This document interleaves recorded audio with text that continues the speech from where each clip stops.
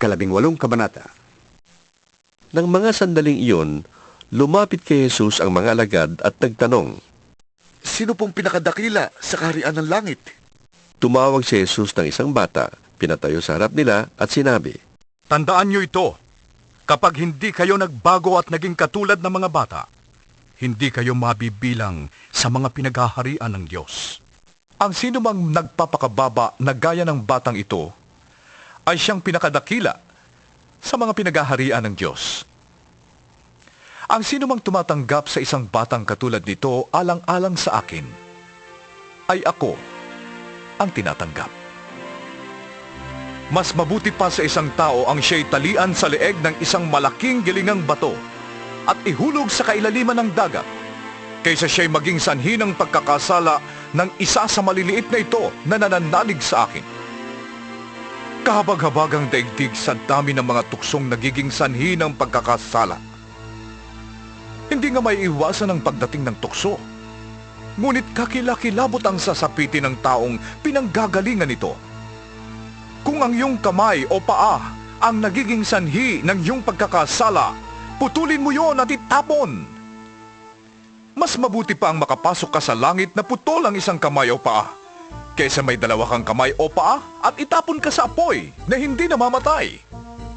Kung ang mata mo naman ang siyang nagiging sanhi ng iyong pagkakasala, dukitin mo yon at itapon.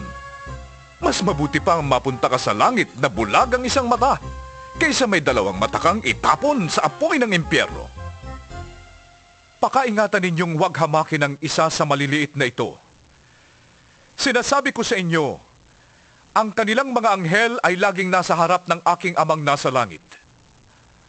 Ano sa akala ninyo ang gagawin ng isang taong may 100 tupa kung nawala ang isa sa mga yon? Hindi ba niya iiwan ang 99 sa bundok upang hanapin ang naligaw?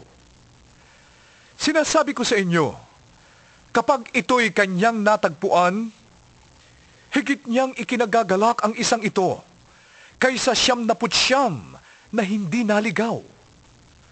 Gayon din naman, ayaw ng inyong amang nasa langit na mapahamak ang isa sa maliliit na ito. Kung magkasala sa iyo ang kapatid mo, puntahan mo siya at kausapin ang sarilinan tungkol sa kanyang kamalian. Kapag nakinig siya sa iyo, naibalik mo sa dati ang pagsasamahan ninyong magkapatid. Ngunit kung ayaw niyang makinig sa iyo, magsama ka pa ng 1 o 2 tao upang ang lahat ng pinag-usapan ninyo ay mapatunayan ng 2 o 3 saksi.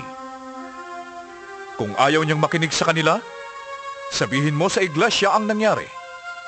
At kung ayaw pa rin niyang makinig sa iglesia, ituring mo siyang parang hentil o isang maniningil ng buwis. Sinasabi ko sa inyo, anumang ipagbawal ninyo sa lupa, ay ipagbabawal sa langit. At anumang pahintulutan ninyo sa lupa, ay pahihintulutan sa langit. Sinasabi ko pa rin sa inyo, kung ang 2 sa inyo ay nagkaisa dito sa lupa sa paghingi ng anuman sa panalangin, ito'y ipagkakaloob sa inyo ng aking amang nasa langit. Sapagkat saan man may 2 o 3 nagkakatipon sa pangalan ko, naroon akong kasama nila.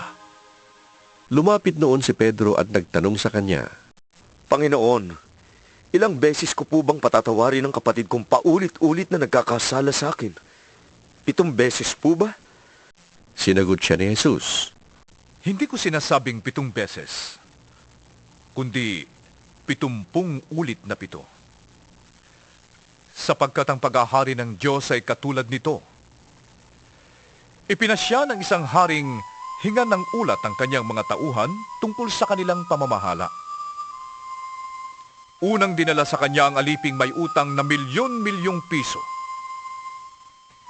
Dahil sa siya'y walang may bayad, iniutos ng hari na ipagbili siya, pati ang kanyang asawa, mga anak, at lahat ng kanyang ari-arian upang makabayad. Lumuhod ang taong ito sa harapan ng hari at nagmakaawa. Bigyan pa ninyo ko ng panahon at babayaran ko sa inyo ang lahat. Naawa sa kanya ang hari. Kaya't pinatawad siya sa kanyang pagkakautang at pinalaya. Ngunit pagkaalis niya roon, ay nakatagpo niya ang isa niyang kamanggagawa na may utang na 200 piso sa kanya. Sinunggaban niya ito sa leeg, sabay sigaw, "Magbayad ka ng utang mo!" Lumuhod ito at nagmakaawa sa kanya. "Bigyan mo po ako ng panahon at babayaran kita." Ngunit hindi siya pumayag. Sa halip, ito'y ipinabilanggo niya hanggang sa makabayad. Labis na nagdamdam ang ibang mga tauhan ng hari nang malaman yon. Kaya't pumunta sila sa hari at isinumbong ang buong pangyayari. Ipinatawag ng hari ang malupit na tauhan. "Ikaw, napakasama mo," sabi niya. "Pinatawad kita sa utang mo sapagkat nagmakaawa ka sa akin. Nahabag ako sa iyo.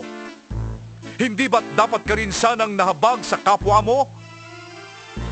At sa galit ng hari, siya'y ipinabilanggo hanggang sa mabayaran ang lahat ng kanyang utang.